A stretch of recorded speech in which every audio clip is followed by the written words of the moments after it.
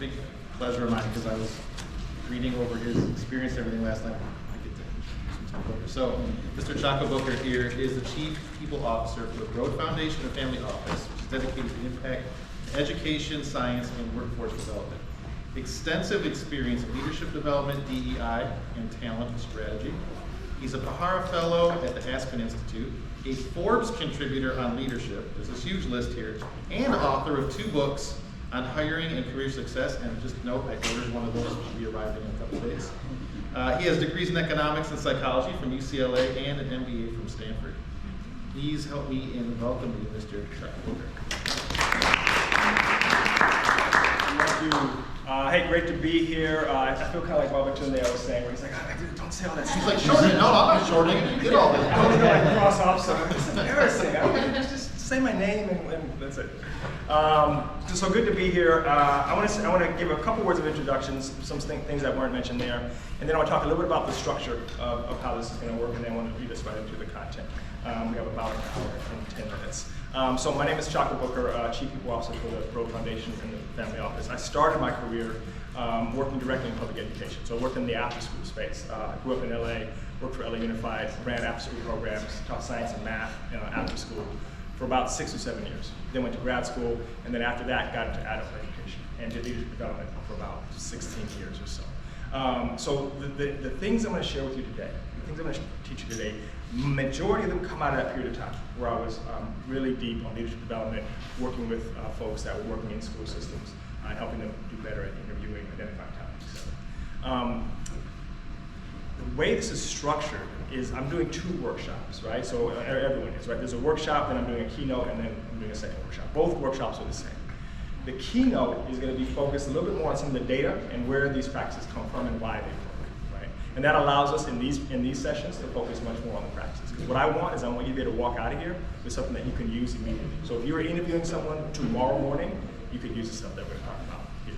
So this is because you guys have the workshop first, you won't have as much of the background on it as the second workshop, but I'll give enough so you have a sense of it, but just in a sense of how the structure is. There are a couple of assumptions that I have to make when I come into a setting like this. Having done this work for a long time, in general, there are kind of 2 reasons why people care about bias, why they care about diversity in general. So one of those reasons for me is captured by this quote by Audre Lorde. It is not our differences that divide us, it is our inability to recognize, accept, and celebrate those differences. So Audre Lorde, in her own words, was a woman, mother, queer, activist, warrior, author, poet. Like, these are the words she used to describe herself. So I think her experience shaped this perspective. And I think of this as, like, in general, people care about diversity. They care about trying to figure out how to remove bias because it's the right thing to do. It's the human thing to do. They care about each other and understand each other, right? So that quote captures that. Now, on another part of the spectrum, and I don't mean like opposite end of the spectrum in any way. For me, it's like a circle, different ways to look at it. There's this quote from Professor James March. So he says, homogeneous groups become progressively less able to create different solutions. Their backgrounds are so similar that their knowledge overlaps and adds no new information to the decision. Right? So Professor James March was a business professor at Stanford Business School. He was an author, like Audre Lorde, but he wrote books about presidents, American presidents. He wrote like 8 books about US presidents, which, by the way, to me is like, you can be both a patriot and care about diversity. Like, those 2 things are not mutually exclusive at all. That is who he was.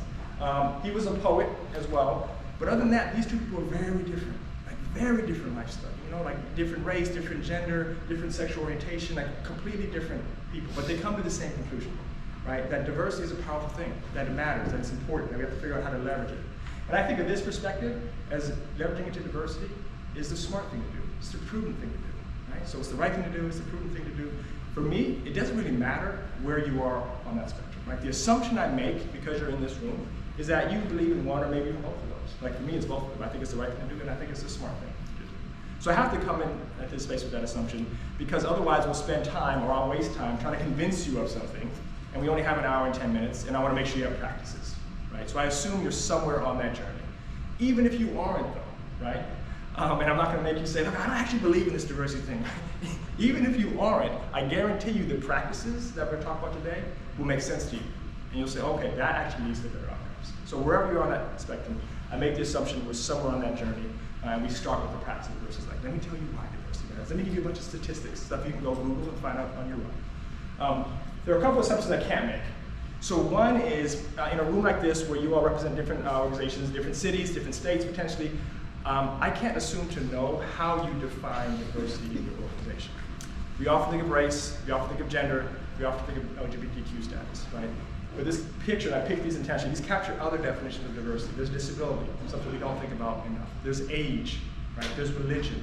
There's neurodivergence, which is something a lot of people are starting to talk about now. There are a lot of different ways to think about diversity. I don't know how you define it. So one of the things I have to do in a session like this is give you practices that allow you to tap into diversity, whichever way your organization defines it. And those things may evolve, right? Those things may be 1 year it's LGBTQ status, and 5 years later you're figuring out some other thing that is entered into your school space. So I have to give you practices that fit into that. The other thing that I can't assume is I don't know anything about your political context, right? I don't know if all of you are in California, or if some of you are on the South or on the East Coast. We all know what's going on with the administration, and it's not new, by the way. But I have to assume that there are some environments where you can talk about DEI, you can use the word diversity. And there's some environments where you can't. That word DEI already is going to be going away. You have to be very thoughtful. Can you use that word? Can you talk about inclusion, etc.? I don't know your context, right? So I can't come into the space and give you practices that when you go back to your schools, you're like, you know, actually, I can't even use that because of X, Y, and Z. So that is also a criteria. I have to give you practices that you can use regardless of the political context. You may have to shape how you talk about them. You have to be thoughtful about it. But the practices themselves, every single one of them, you can apply regardless of the context. You just have to know, what are you trying to get to? How do you define diversity? How do you have to strategically think through these things? But the practice will apply either way. So I come into this space with that assumption, and I want to make sure that you walk out of here with things you can actually do literally tomorrow. Okay? Rapid skill building is what we're after here. All right, so here's how we need to do. I'm going to share some understandings with you, 3 understandings that you have to kind of understand the foundations before we go into the practices, and then we'll go actually into the practices. Right? I'm going to talk at you for a little bit, but then I'm going to make sure you talk to each other. I'm going to have you talk with me. I'm going to try my hardest not to be the sage on the stage, just right? We're going to do some dialogue, and then we'll give you a little bit of things on the front end when we talk about understandings. Okay, so 3 things that you want to grasp in order to figure out how and really understand how to disrupt bias. A couple sobering facts about interviewing. So only 38% of unstructured interviews lead to the right hiring decision. Only 51% of structured interviews lead to the right hiring decision. So this comes from a meta study that was done in 1996 or 98. Those numbers have since gone up a little bit. So the 51% has gone up to 58%. Wow, wow, right? Progress, but what that basically means is it's like a coin toss, more or less. Right? If you're interviewing someone, even if it's structured, so unstructured means you just kind of go in, you don't have a set of questions, you're going off the seat of your pants, you don't necessarily have a rubric, you're just kind of riffing, figuring things out. Right? Roughly 40% success. And then roughly 51, now 58% with the newest data. So a coin toss. You could just get rid of all the people that you know are not strong at the very front end, and then you narrow it to your pool of candidates, and literally you could flip a coin and probably get the same results. Now, you can pair these interviews with other practices like work sampling, right? And that'll drive the percentage up. Personality tests or other ways to bring this up. The highest though that they've ever seen is 76%. So you pair interviews with other practices, and you can maybe get up to 76%, right? Which is better, right? But interviews alone, just pure interviews, about 50% success rate. Gallup came out with another study about management interviews. So if you're hiring for managers, their numbers are even worse, 18%. Because managing is really complex. It's hard to do. How do you manage another person? So assessing for that can be really, really difficult. So their number is 18%. That comes from Gallup. So what this gives us is our first understanding that interview performance does not equal work performance. That's something you just have to grasp, right? Those two things are not the same. We've all interviewed somebody who interviewed well, really well, and then they just do okay. You're like, man, they didn't try as good as I thought. Sometimes we interview someone, they're good, and they end up really doing really well in the job. Right? There's a disconnect there. So here's my question for you, and I want you to chat at your tables for this for like a minute or two. Why do you think interview performance does not equal work performance? And there might be an obvious answer, but just chat at your table. Why do you think those two things are not connected? What gets in the way of the interview actually correctly identifying what the person can do once they're hired? So chat first a couple of seconds at your table, and I'll be curious to hear what you think causes the disconnect. Someone who's super charismatic, but very emotional, just take their job. Or maybe someone who's on the spectrum and so charismatic, but like just It's also the person interviews for sometimes they're all experienced.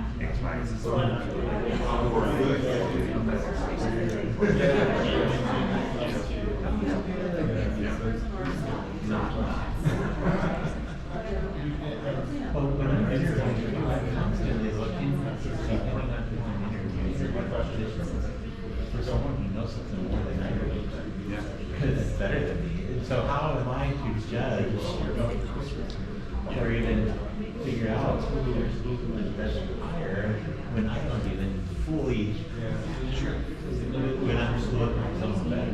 I think the flip side of that is it's probably pretty common that people are often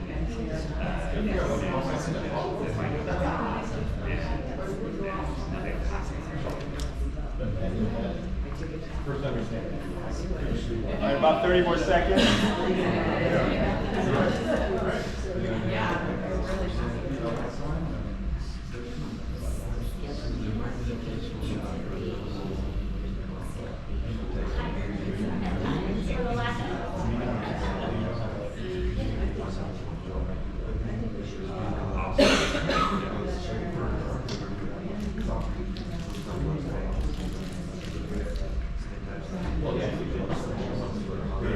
All right. I'm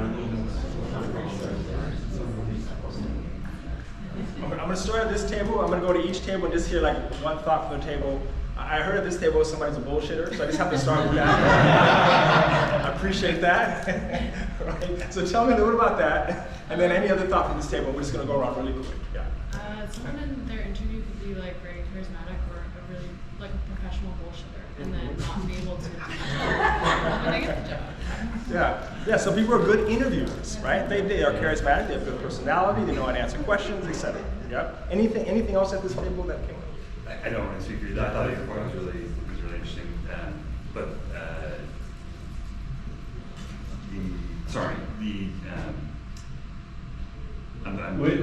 when we're interviewing, at least I'm constantly looking for someone better than me, or at least in specific positions. And how do I know? How do you evaluate that when I may not necessarily? I mean, I know some things, but not. Yeah. I'm looking for someone better. And at the same time, we also brought up that people are intimidated by people that know more as well. Yeah. And so you're kind of balancing between those two and trying to. Right. So assessing someone for a skill that you may not have and therefore may not know how to actively assess for, that can be hard. And then that can also be intimidating because they know more than you, and you're like, how do I assess this person? Exactly. Yeah. How about this table? Anything come up at this? I'll start here with this one. Anything we haven't heard yet? We were kind of talking about those people that are really good interviewers, but then there's the people who aren't very good interviewers that actually do well. Yeah. So I was telling the story that we interviewed a girl twice, and her second interview was a little bit better than her first, and I just took a chance on her, and she ends up being a great addition to our group. So yeah, sometimes you just gotta do that, I guess, gut. Yeah. Yeah. It is difficult. That's what I was saying. Some people don't interview that well. They're not good at interviewing, but they're good at the work. And how do you break some of that apart? Anything come up back here that we haven't talked about yet? Kind of similarly, like maybe one person might be more introverted, and might be more nervous or shy, and the interviewer might think they're not as good of a candidate, which is extroverted, or just like a professional idea of professional answer. And also, sometimes the interview questions are designed don't reflect the position at all. Yeah. I sat in an interview a long time ago, and one of the questions was, what's your spirit animal? Right. Nothing to do with the job. Yeah. That's probably an unstructured interview. Yeah. Right. Anything come from this back table here that we haven't talked about yet that came up for you? I think pretty similar. I think the one thing that we talked about is when you interview is similar, like when we're talking to kids, right? Assessments. Just because the kid fails the test doesn't mean they don't know the content. Same thing with the interview, that you don't interview well doesn't mean that you don't know how to do the job. I was thinking one other thing as we were talking about this is a lot of our statements have been focused on the interviewer, but I think when we're only interviewing and not using these others, our biases come into effect as well. Yeah. And we may be making the wrong decision because of our own internal biases. Yeah. We're going to talk about that. That's what we're going to focus on. Anything at this table here before? Well, we put a note here that we feel we need a rubric and a BS meter. And that the BS meter has to be filled in by everyone on the interview team based on gut. We're not defining BS for them. We're just letting them know that person's full of it. And just see if we all feel the same way. The other thing is, especially since COVID, and we are the admin in our school. So we realize that sometimes, this is our bias, the criteria may be they're breathing. Because we can't even get applicants. We keep running end joins and talking, and we can't get applicants. And we feel like we're being held hostage by people who go, yeah, well, there's a teacher shortage, you take what you get. Yeah. That's how we feel. Yeah, I mean, I wish I had a solution for that one. That's a whole Yeah, other, it's a whole that's different a thing, whole I other, know. but I hear you 100%. And then on the BS meter thing, we won't have a chance to talk about this because there's things outside of bias that we could talk about around interviewing. But I'll just give you a really quick thought on that. Is we learned that you should, if you have a BS meter, some version of that, like test it at every single part of the process, right? And have multiple people think about it. Yes. So it's something like, do they align with our values? Some question to understand, does this person connect with who we are? And every single interviewer is thinking it, and at every single stage, you're assessing for it. Because what you want is multiple people to get a feel for this person, and then you want to be able to talk about it. Because it's really hard one-on-one to figure out the BS. Yeah, and there's no way just two people can be the judge of that. So, for instance, you brought up about subjects you may not know anything about. When we have had to interview for a tech person or a tech teacher, it couldn't be further out of my wheelhouse. Like, we're not even on the same continent. Yeah. And so how do I really contribute meaningfully To that decision. Yeah. Yeah. So what you all have touched on is really there's two categories here. It's inconsistent or irrelevant processes, right? Questions that don't matter, right, with your spirit animal. Or just not understanding the role and therefore not having rubrics or questions or knowing exactly how to assess for it. So irrelevant or inconsistent processes and cognitive biases, right, which you touched on there, right? Those two things, how you're actually running the interview and what's going on in your head are the things that cause interviews not to quite match what happened in your performance, right? We're going to touch very briefly on processes, only because we don't have time, and we're going to focus mostly on the biases piece, because that's the part that's harder to understand, but also that's the thing that you can do individually. Every single one of you can do for yourself. So even if you walk out here and say, you know what, I'm not sure if I can get my team on board, you will have a skill set for yourself. Processes take a little bit more time to figure out how do you embed those across the organization. So we're going to focus a little bit more on biases. I do want to talk about bias for a quick second. High-level review, because this will take us to our second point. I know you all know what biases are, but let's just kind of level set here. So this is the definition of bias, right? This comes from Dr. David Rock over at the Neuro Leadership Institute. So while logical reasoning is the brain's evolved way of processing information and making judgments, bias is the brain's default way of doing so, which are more often than not automatic, unconscious, and unintentional. So our brain makes very fast decisions all the time. We're built that way. This does not excuse like actual intentional bias, right? Or intentional any isms, sexism, racism, etc., right? But what this is saying is your brain makes decisions all the time, very fast. It's natural, right? Bias has baggage with it. When we say bias, we automatically like, oh, but bias is a very natural thing. It means a preference. Nothing wrong with that. The brain works the way it works. Now you have to layer into that work from Dr. Jennifer Eberhardt. She's done quite a bit of work in law enforcement. And she says social conditions can interact with the workings of our brain to determine our responses to other people, especially in the context of race. So you could put in the word gender there, you could put LGBTQ status in there, but society tells us things about groups of people, right? It influences us, and then we're making those very quick decisions, and those things layer into those very fast decisions. And pretty quickly, you're making a decision about a person based on the societal belief, and you don't even realize it. So the second understanding there is biases can become unspoken criteria that endanger the accuracy of decision making. Unspoken criteria is really important to think about. You have your criteria. Here's what we're hiring for. In the back of your mind, there's some other criteria that society has told you. These types of people are this. These types of people are that. Right? Here's who's really good at math. Here's who's not really good at math. All the things, they're back there. You may not even be aware of it, but they're back there. And they're influencing your decision. So this concept of unspoken criteria is really important when you're thinking about interviews. Okay? Because you got your criteria. Okay? There's something else going on here. Okay? All right, so we've got our two understandings here so far, right? Interview performance is not equal to work performance.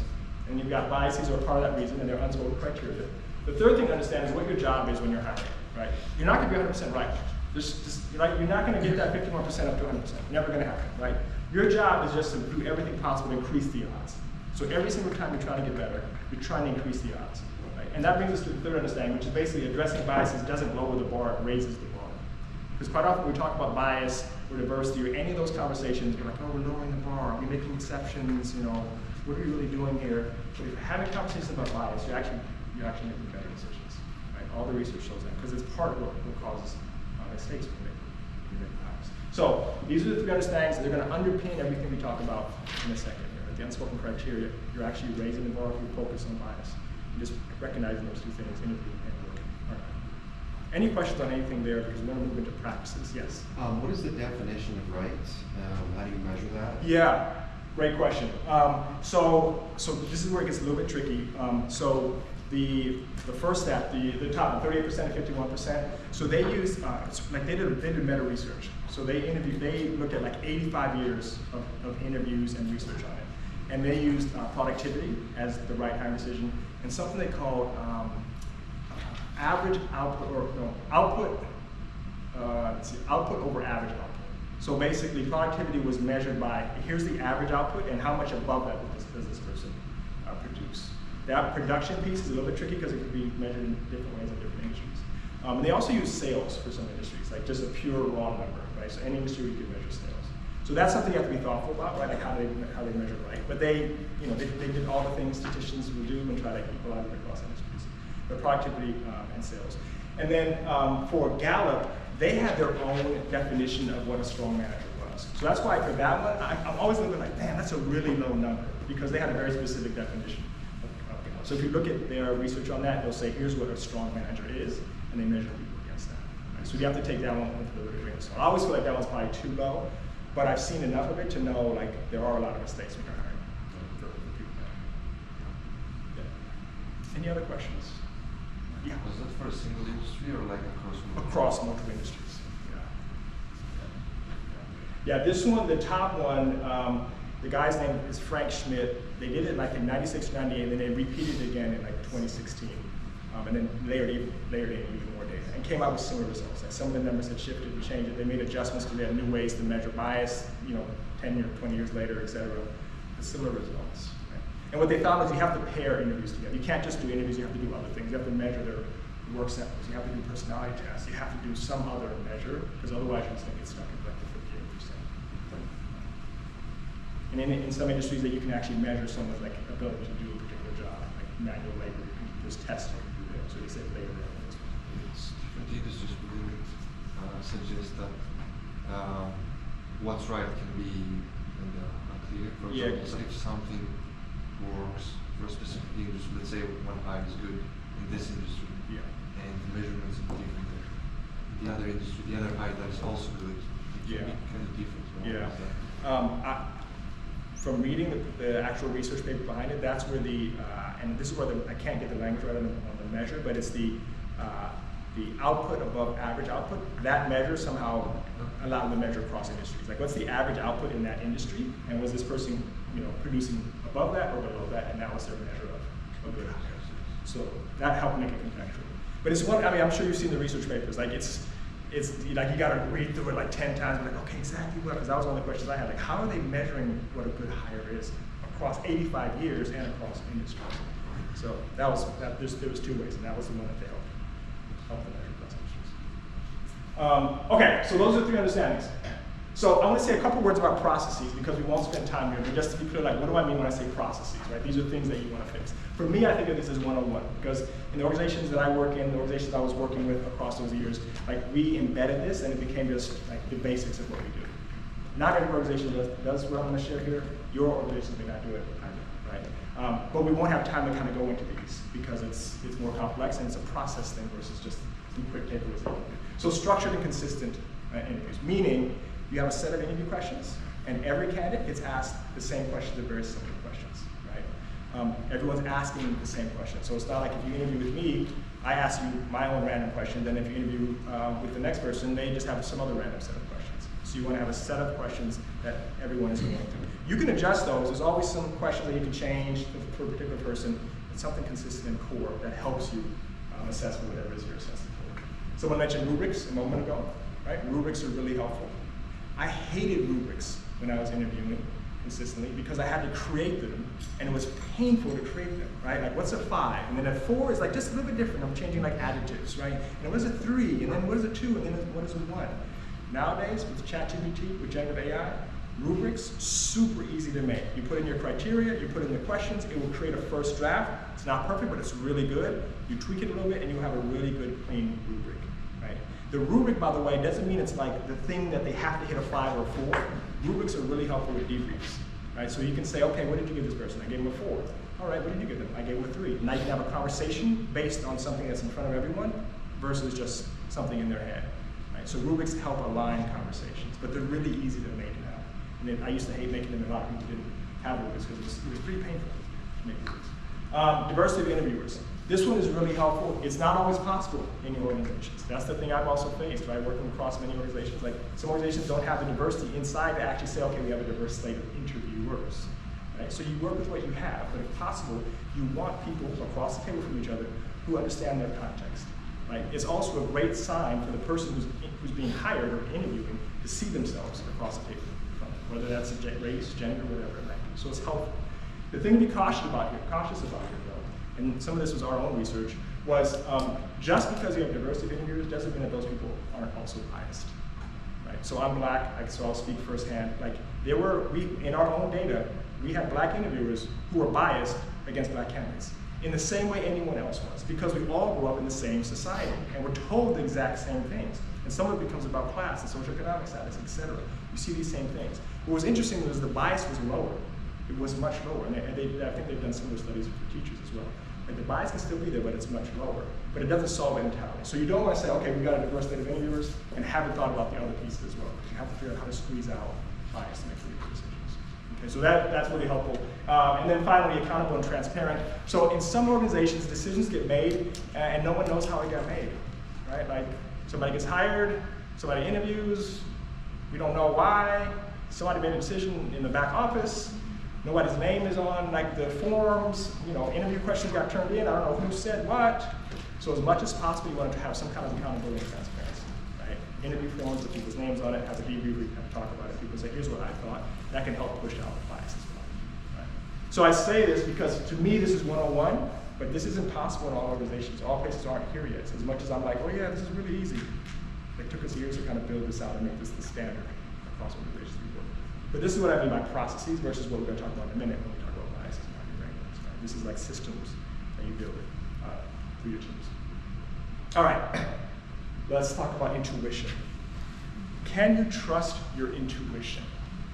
Okay, can you trust your intuition? So I'm going to ask you this question. I'm going to ask you 3 times. Right?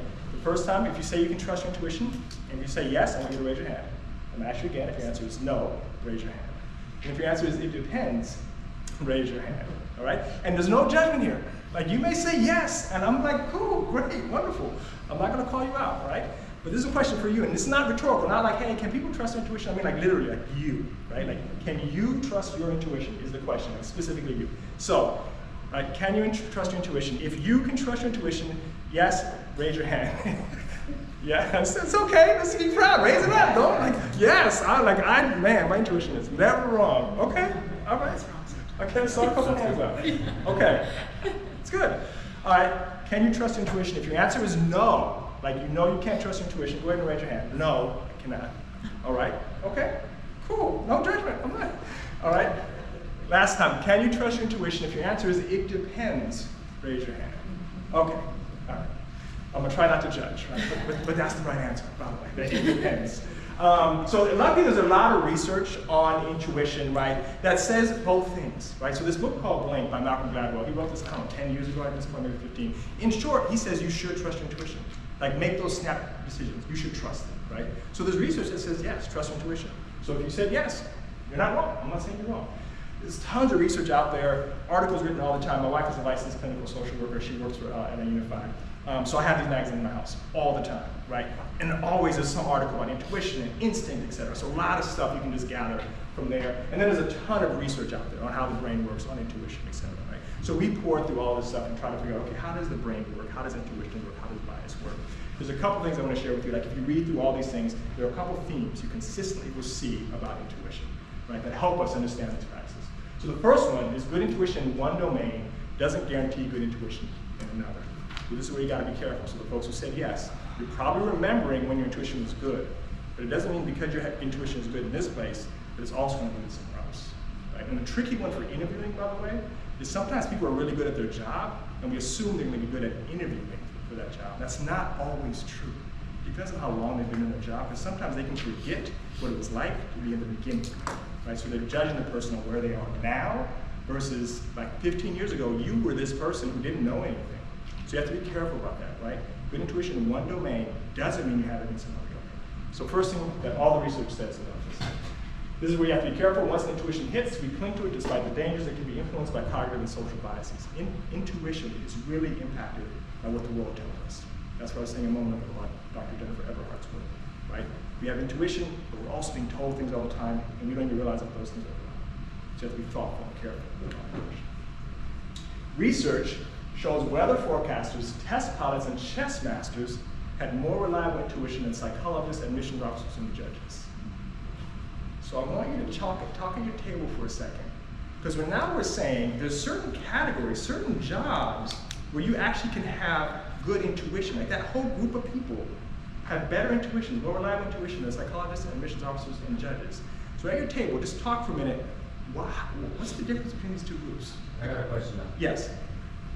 Weather forecasters, was their intuition good weather or psychology? Weather. Okay. In weather, yes, in weather. In their area of expertise, yes. All right.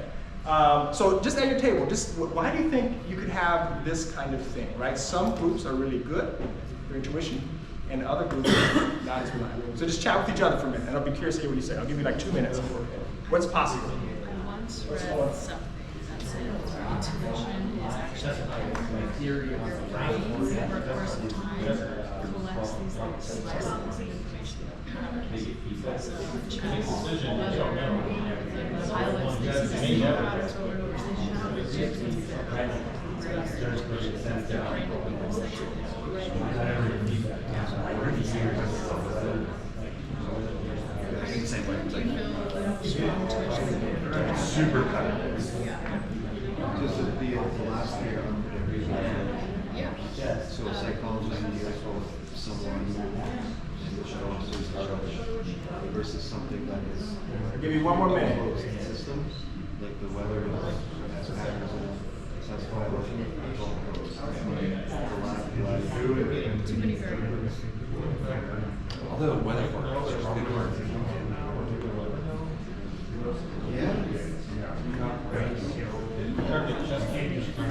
What I mean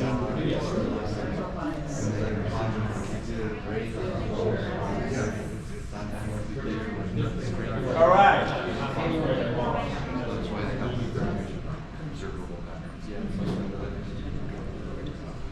patterns. I won't pick a table this time.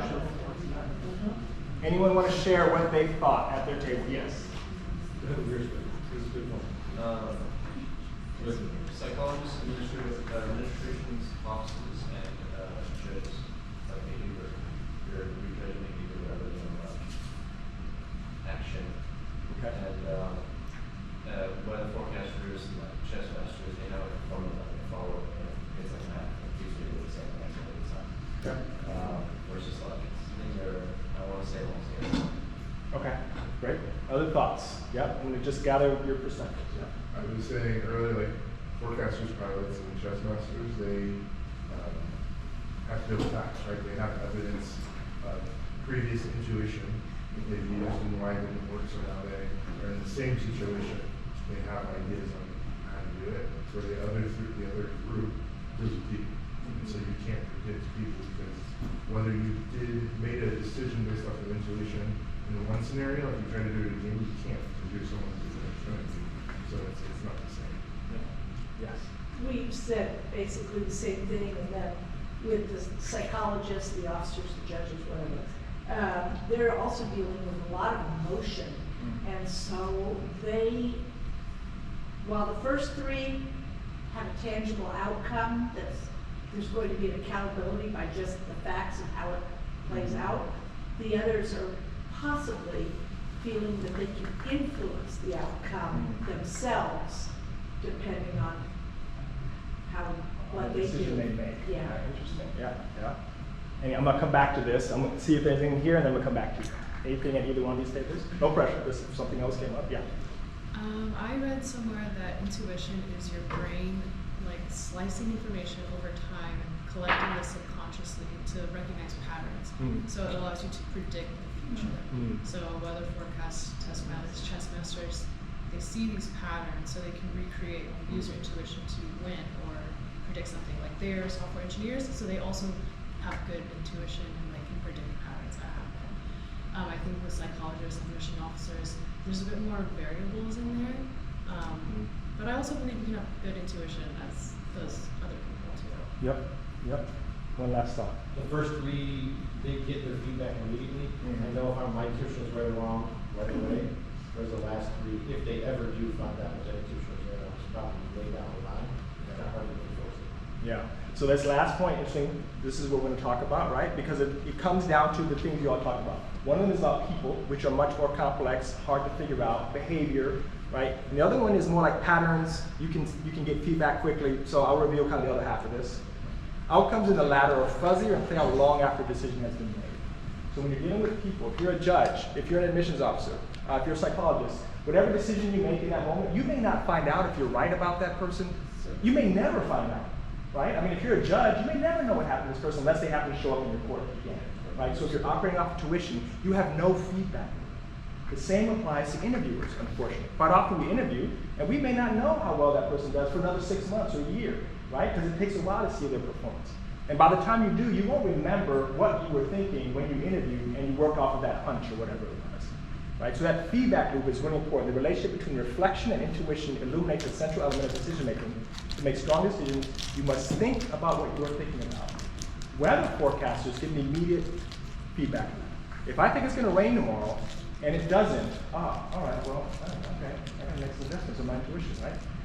Same with test pilots. If they're working off intuition, immediately, bad move. The feedback loop is immediate, right? That feedback loop is really important. Reflecting on what you do. Chess masters, same thing. If they think the opponent's going to do something and they don't, in that game, they know. They realize it. So that feedback loop is what we're going to be talking about. Like, you can actually strengthen your intuition. Intuition can be developed, even for people. We have to have a consistent feedback loop.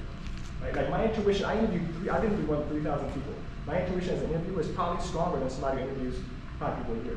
Because I was doing it constantly. You start to see patterns. Right? You start to realize, oh, okay, this leads to that. And because we ran a leadership development program, we knew exactly what the outcomes were of those interviews. I feel like I couldn't even answer that question because I needed a rubric of what the research showed. Yeah. Right? Yeah. How you started. Yeah. So this is really important, this last piece, reflection and intuition, right? Just thinking about what you're thinking about. So let me talk about that for a second. It's going to underlie all of our work. So this idea of mindfulness, kind of buzzwordy, we often hear about mindfulness, right? But the above definition is kind of like the tactical definition, a mental state that involves an increased awareness of our emotions, thoughts, and surroundings, accompanied by a sense of non-judgment. It was very fluffy, right? The bottom one is really what we're saying, thinking about what you're thinking about. Just pausing every now and then and being aware of what's going on. Because quite often on autopilot, very quickly. Those biases are very, very quick things that happen. Society tells us something, we saw a bunch of stuff on TV and the news, boom, next thing you know, we're making a decision very fast. You gotta be aware of it. You have to take yourself off autopilot. People often think of mindfulness when they think of like yoga or like meditation or something like that. I'm just letting you know, we're not gonna do any yoga. It's not one of the practices. Don't worry. However, will anyone here do yoga by any chance? Anyone do yoga? Okay. I'd be proud. If you're always like, oh, I'm proud. You're proud. Be proud. Anyone meditate? Okay, good. There's research that says people who do yoga and meditate lead to better decisions because it puts you in a state of mindfulness. Right? I was reading a book by Ray Diallo, who's this hedge fund manager worth billions. He talks about how he meditates. He's making these high pressure decisions all the time. But this idea of yoga, right, actually leading to better decisions, is a thing. So shout out to the folks who do yoga and anyone who meditates, right? It's really good to be aware of what you're thinking. Okay, so there's a lot of research on this, in particular in the healthcare industry. We learned a lot from the healthcare industry. I think in many ways they're ahead of this, which might sound kind of wild, but the reason they're ahead of it is because in the healthcare industry, the impact of race, gender, sexual orientation, et cetera, it's heartbreaking. Like what can happen in a hospital room, like who gets put in a hospital room, who gets left on a gurney in the hallway, who gets pain medication, who doesn't, like really who gets quick service, who doesn't. They have stats on this, right? And people die like every day because of these disparities along the lines of race, gender, sexuality, et cetera. So they do a lot of work with nurses and doctors about mindfulness. Like, what are you thinking right now? Why did you decide not to put this person in the room? Like, what caused that? Right? So just a shout out to that. If you're into that kind of thing, there's a lot of like research on that. So a lot of our stuff we learned from that industry. Okay, so we're getting to the practices now. I'm going to break this down so it's as practical as possible for you. Things you can do before you interview, 2 things you can do during the interview, and then 2 things you have to think about after the interview. Right, to disrupt bias. You want to be able to disrupt bias in multiple places. Okay? I'm going to share 5 practices with you. I'll say this in the front end, I'll say it again at the end. The goal here is not for you to go and try to do all 5 at once. Like we develop these over a period of time, right? But what you want to do is figure out a couple, 2 maybe. And you're like, you know what? I can do that, or my team can do that, and layer that in. And then layer in some muscle that you have to build, right? You'll see this in a moment. Right? And by the way, I have handouts that I give you at the end with each of these, all these content videos. Yeah, feel free to take notes. No, I'm not against taking notes. I'm just also letting you know, like if you miss something, I'm going to give you a handout with all of these practices in it as well. Okay, before you interview, what you want to do is you want to make something called a bias list, right? Become aware of your personal biases and jot them down. Become aware of your personal biases and jot them down. The best way to do this is think to yourself, what do you immediately notice about people when you first meet them? Right? What do you immediately notice about people when you first meet them? I'm actually going to have you do that right now. When you take 1 minute, it may be harder than you think, but just reflect. When you first meet people, what do you notice? So right now, jot it down, and I'm going to ask you to share out. And if you write something down that you don't want to share out, that's totally fine, right? I'm not trying to put anyone on blast. But pause for a minute. When you first meet people, what do you notice? Just jot it down for a second for yourself. Start creating your bias list. Right? When you sat down at this table, what did you notice about people at your table? What did you first notice?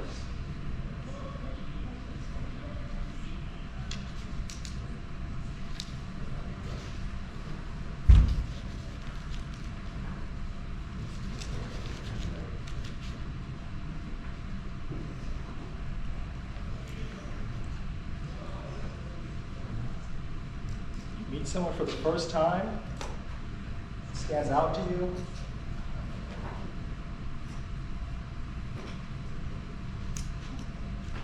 Okay. All right, so anyone want to share out? And like I said before, this is not a test to see who's the most vulnerable and open, etc. Right? Like the thing that you share out may be like very innocent to me, doesn't right? But what do you notice when you first meet people? Anyone want to share something that you realize about yourself? What they're wearing. Thank you. Perfect. What they're wearing. What else do you notice about people? Yes. The body language, the confidence level of, because I'm meeting them often at school out of their setting, and they don't even know what I look like. And so what do they look like waiting for this unknown person in this busy setting? Yeah. Body language. Tidiness, early. Tidiness, yes. Punctuality. Yeah. If people are late, we don't like it. I'm late all the time. So am I. Yeah. Punctuality, right? Want to come back to that? It's really interesting. Other ones? Smile. Yeah. Smile. Who said smile? Smile. Yes. We notice people smile. Yeah. Their eyes. Their eyes. You said? Their eyes. Their eyes. And what do you mean by that? Like just literally the color of their eyes, No, which is okay. But you can tell emotions through through eyes. Okay. So like body language, but okay. Yep. I was gonna say mood and demeanor. Mood and demeanor. On the other hand. He says whether or not they're polite. Politeness. Okay. All right. Good. Good. That is important. That matters. Okay. So these things are all thought of as innocent biases. Notice that we didn't say anything here, like, and maybe you do notice race or gender or other things like that, right? I'm not saying you're hiding things, right? So, right. But quite often, what we just said here, right, we think of as innocent biases. We don't really like associate them with anything. We're like, okay, that's fine. Handshakes, eye contact, speech patterns, accents, virtual context may overlap with societal biases. This is the problem. These things that we mentioned can overlap with societal biases. These ones in parentheses, those are my biases. This is what I notice about people right off the bat. All right, so let me share with you a little bit about how this plays out. All right, this is where punctuality can also fit. Because it is one of my, even though I'm late, if someone's late, I'm late all the time. Handshakes, okay, handshakes. I like firm handshakes. I like firm handshakes. Somebody gives me a firm handshake, trust, strength, right? Confidence, right? Dependability. The problem is there's a gender bias in that.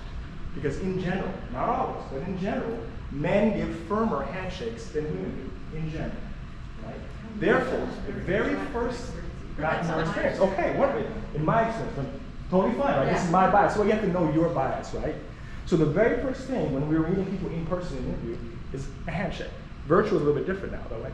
So right off the bat, before I've even interviewed the person, before I've spoken a word to them, I'm already getting a signal about something I believe about them. I'm getting a firm handshake, I'm like, oh, confidence, strength. If I get a weak handshake, I noticed this because when women gave me a firm handshake, it stood out to me.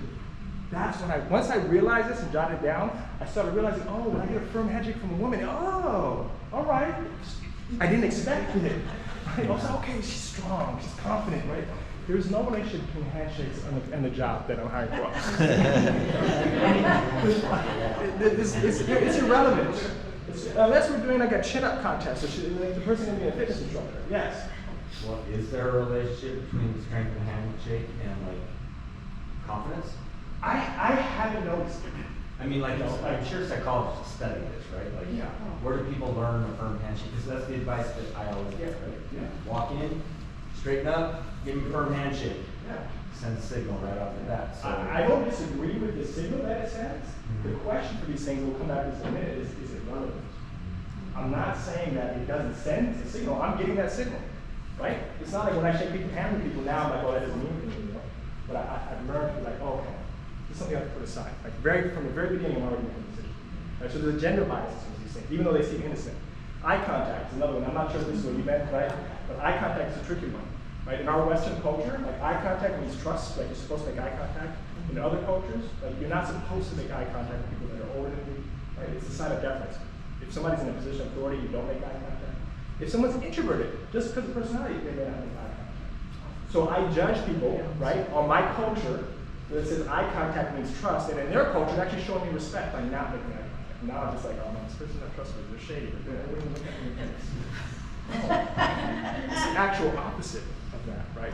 I'll give you a little twist on this. I was doing a workshop once where, and it was with coders and programmers and stuff, and the person in the audience was the interviewer said, I actually like people who don't make eye contact, because lots of times those people are neurodivergent, or they're actually really good coders because they're introverted. They don't like to make eye contact. And he said, you know what? I actually don't like to make eye contact. So I prefer when the person isn't looking at me.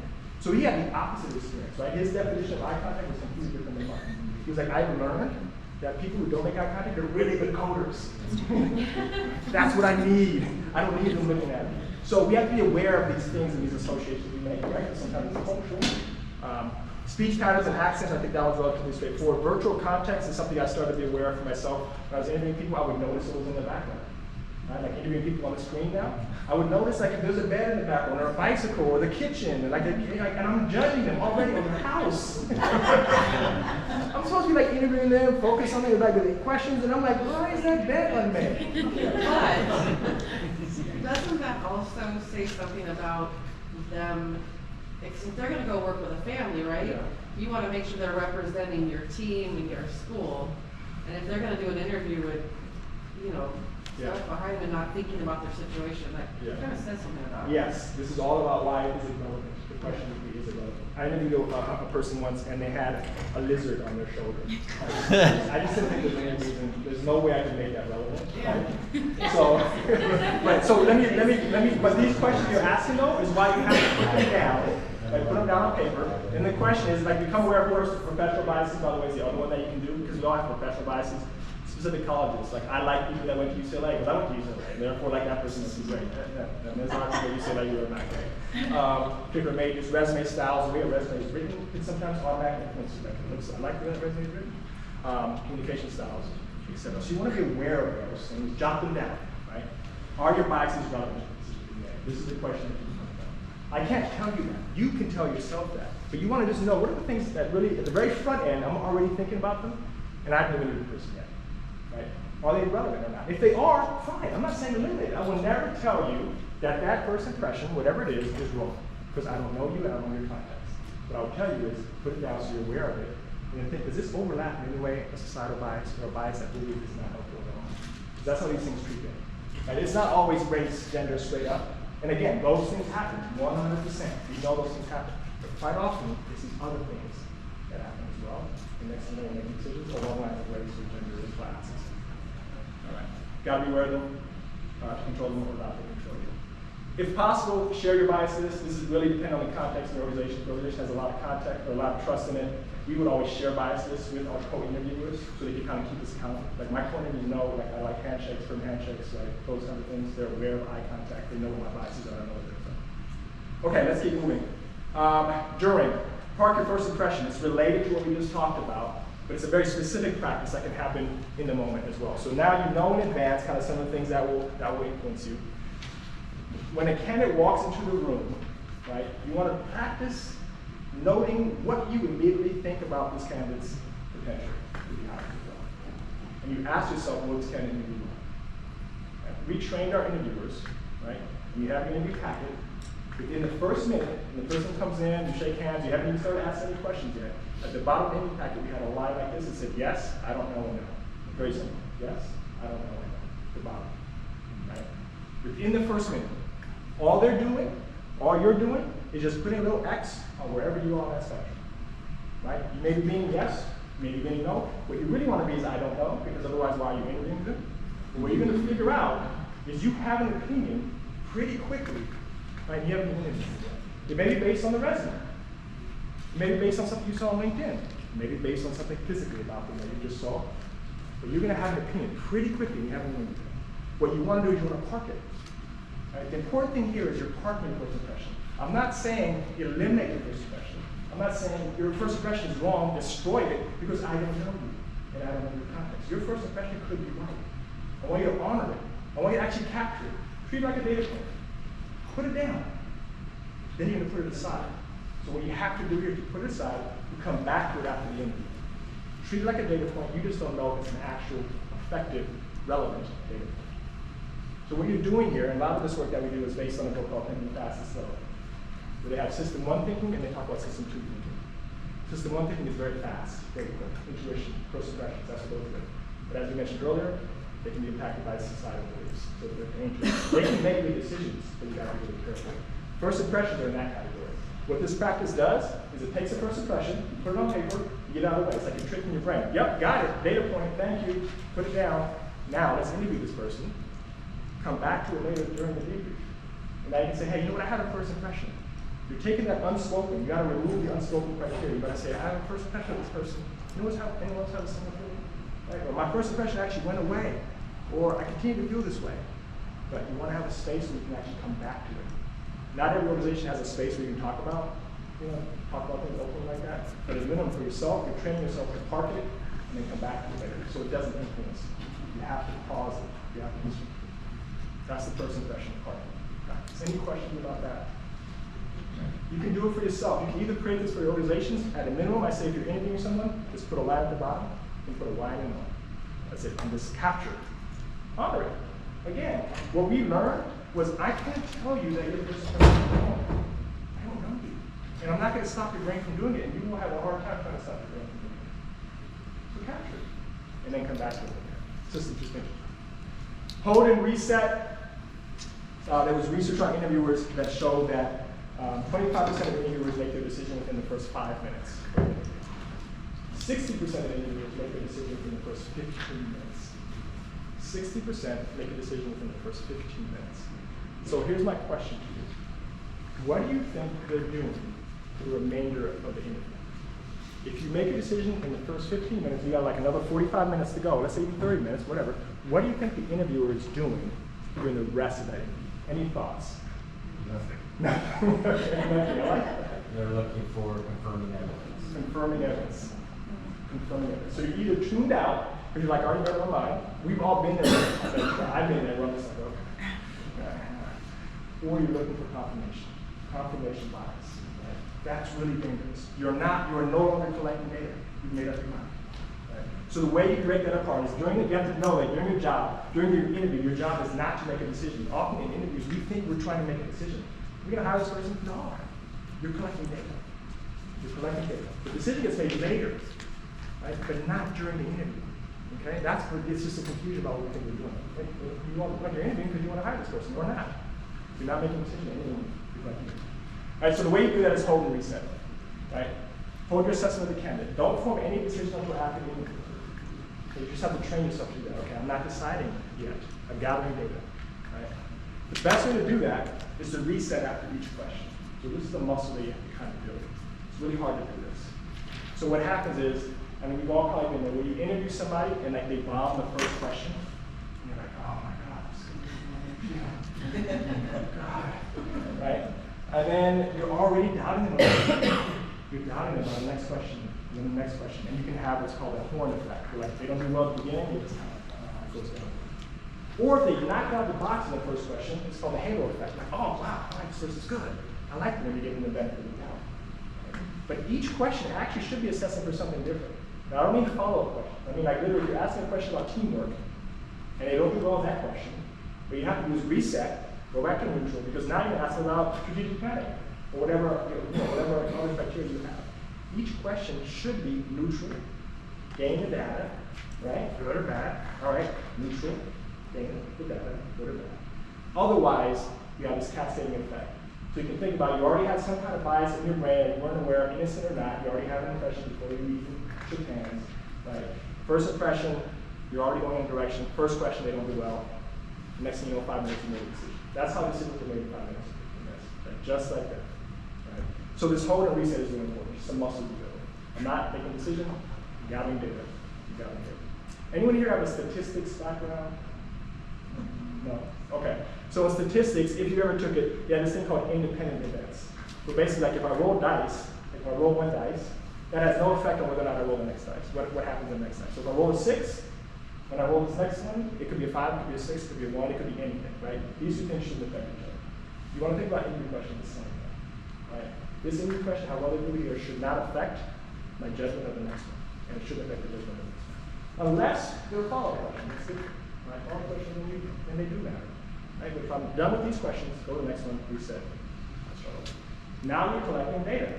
Now at the end, you can go back and you can say, oh, they did really good on teamwork. Now they're good on strategic planning, really good communication skills, and now you're having a much more formal conversation. That's not affected by bias that creeped in from the very beginning and all the way through. Could have been affected by identity, could have been affected by anything. Now you're sure. You're pausing, you're stopping, you're stopping. All right, 2 things to do after. This one's relatively straightforward, but it's also part of resist and delay comparison. Right? This one is really hard because in our brain we're supposed to compare candidates. Like how am I supposed to make a decision? Don't I have to choose? I got 3 people here, I got to compare them. As much as possible, to compare them to the competencies of the criteria.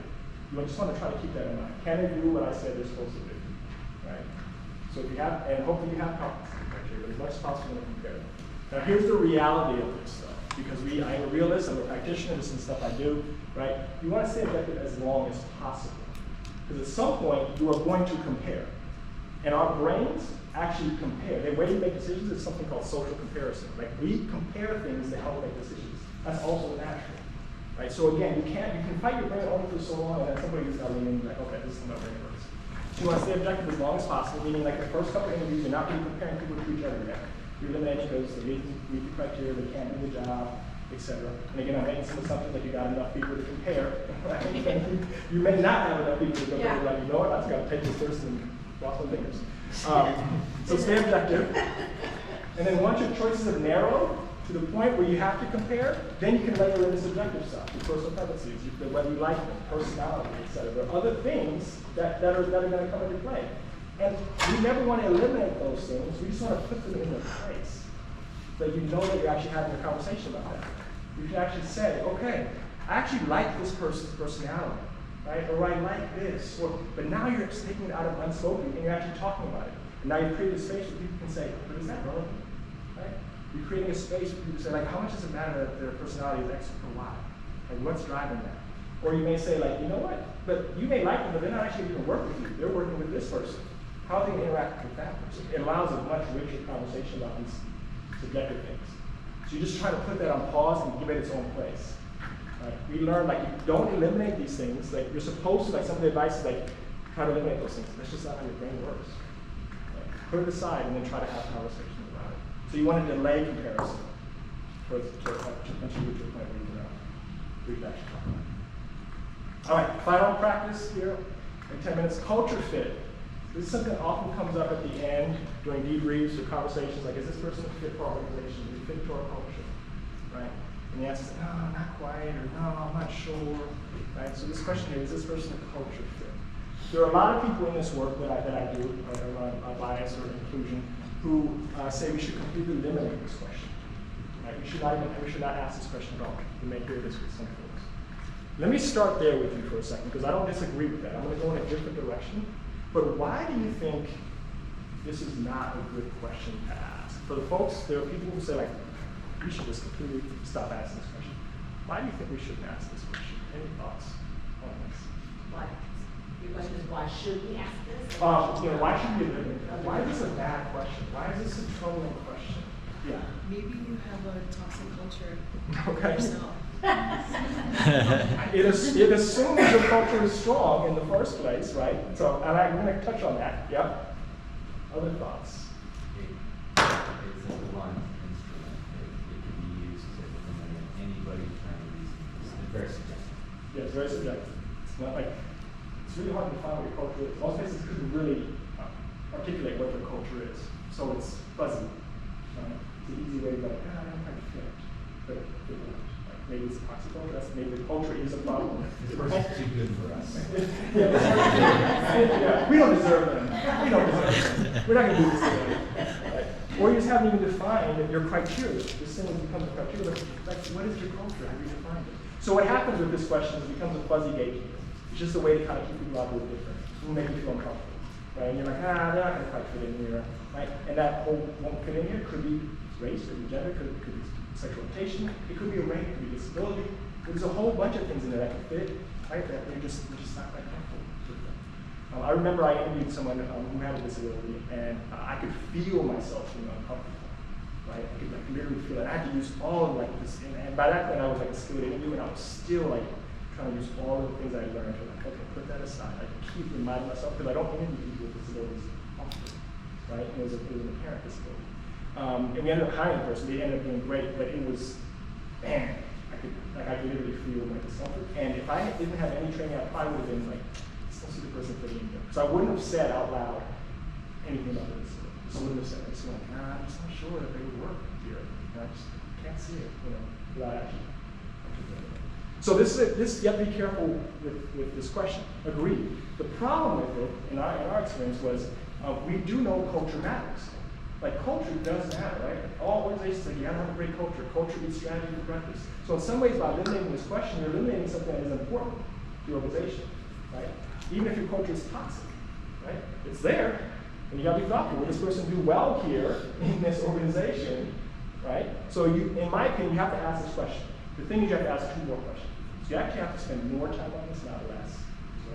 So you want to ask, is this person a culture fit? If the answer is, maybe, no, or something like that, then you want to say, can this person adjust to our culture? You want to ask that one question. So this is during a debrief, you're trying to decide on this person. How do you adjust to our culture? Right.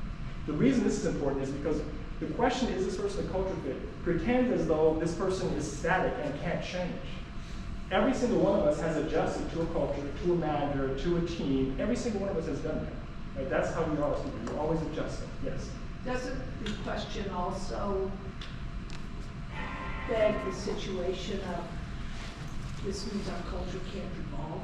Yes, yes. Well, you're leading me to the third question. Sorry. Thank you. No, thank you, thank you. So this question here also is dangerous, though. You got to be careful with this, because if somebody has to adjust who they are, like to the core, then that's not healthy. They can't wear their hair the way they want to wear their hair.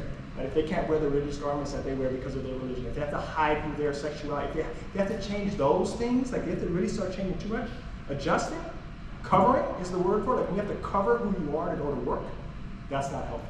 So you don't want that to be the final question. What you want to do is what you just suggested, which is, whoops, went way ahead. Can this person be a culture add? You want to add that third question. Can this person be a culture add? Can we evolve?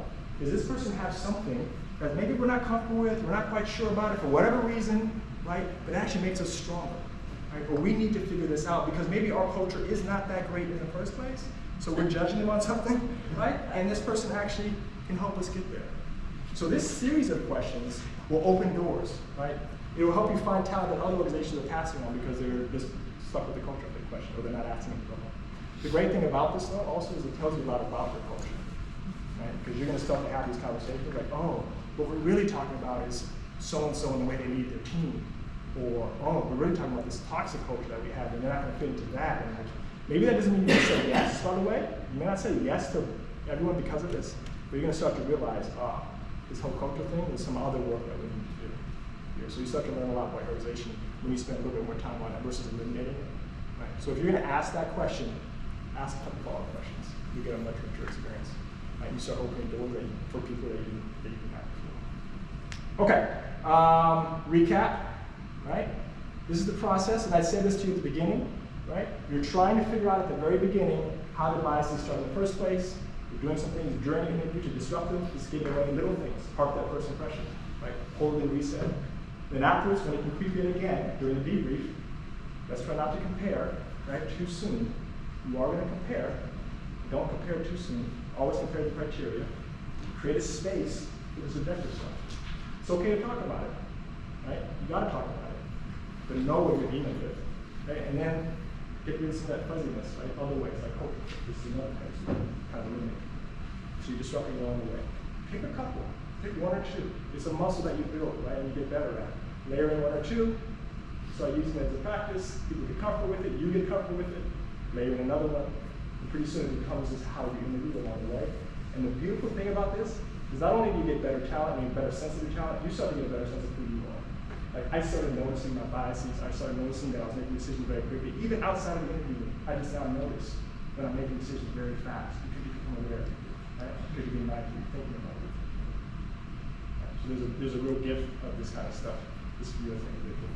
I mentioned this book, Thinking Fast and Slow. It's a pretty thick book, right? It's research based, but I find it's really, really helpful to really kind of understand how our brains work. Like, what are all the different things that can lead us to poor decisions? And I'll leave you with this quote from the book, because I think it captures some of what we're talking about here. He says, we think each of us that we're much more rational than we are, and we think we make our decisions because we have good reasons to make them. Even when it's the other way around, we believe in the reasons because we've already made the decision. Right? We make the decision very quickly, and we believe in the reasons, supposedly. Right? This is what you're trying to fight against. This is what society tells you something about a group of folks, and you apply it to this one person. And it's not true in the first place, and now it's really not true, and next thing you know, you're eliminating time based on something that's not right. You've already made a decision. Society made a decision for you. So what you want to do is figure out how do I chop this into pieces and find it along the way, so you're going to find a really good job. All right, I wish all of you luck in finding diversity in whichever way you define it, right? In whichever context that you're in. And let me give you these handouts and put them in the back room so you can grab them. I'm always happy to chat with people about this stuff, whether it's on LinkedIn or online. Maybe I'll just put these at the back. Yeah. Maybe hand them out. These have the practices and the understandings in them. And good luck with everything that you all are trying to do. And I'll see you all at the keynote. We'll talk a little bit more about this. You all hear a little bit of this again at the keynote.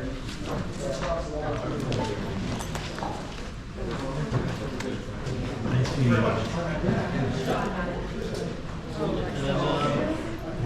Same again, 305. Cool, great, thank you guys. Thanks for coming, everyone. Thank you.